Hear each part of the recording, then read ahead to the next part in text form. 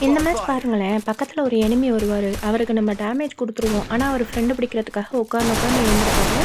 So, நம்மளும் அவர அடிக்காம பின்னாடி போயிடுவோம். அப்ப இந்த பக்கம் இன்னொரு எனிமி வருவாரு. அவர நம்ம நல்லா அடிச்சு டேமேஜ் குடுத்துக்கிட்டு இருப்போம். அப்ப இங்கேருந்து ஒருத்தர் வந்து நம்மள அடிச்சுருவாரு. அடிச்ச உடனே அவரு ஃப்ரெண்ட் பிடிச்சாருல, அதனால தானே நம்ம அவர அடிக்காம வந்தோம். அவரு நம்மளுக்கு ஃபினிஷிங் மூவ் போட்டுருவாரு. அது நம்மளுக்கு ரொம்ப டென்ஷன் ஆயிடும். அடுத்த ரவுண்ட் பாருங்களேன், மாஸா ஒரு ஏஸ் போட்டு அவங்க டீமையே நம்ம வைப் பண்ணியிருப்போம். அந்த நம்மளுக்கு ஃப்ரெண்டு துரோகம் பண்ணார்ல, அவர் வருவாரு. அவர நல்லா A94ல அழுத்தி பிடிச்சு கில் எடுத்துருவோம்.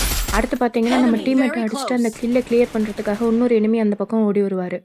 அவரையும் A94ல நல்லா தாறுமாறா அழுத்தி அவரையும் கில் எடுத்துருவோம். கில் எடுத்துட்டு பார்த்தோம் அப்படின்னா, நமக்கு கீழ தான் 2 பேர் இருப்பாங்க. இந்த சைடு நம்ம டீம்மேட்ட கொன்னுட்டு ஒருத்தர் வந்து வந்துட்டுருப்பாரு. அவர் கரெக்ட்டா இந்த பக்கம் ஓடி வருவாரு. ஸ்பைடர்லயும் லாக் ஆயிடுவாரு. அவரையும் A94ல அழுத்தி கில் எடுத்துருவோம். லாஸ்ட்டா ஒரே ஒரு எனிமி தான் பேலன்ஸ் இருப்பாரு. அவர் இங்கேருந்து அங்க போய் லூட்டு பொறுக்குறேன்னு என்ன பண்ணாருன்னு தெரியல. அவரையும் அடிச்சு ஒரு தரமான ஏஸ் எடுத்து எமோட் போட்டு விட்டுருவோம். Good job.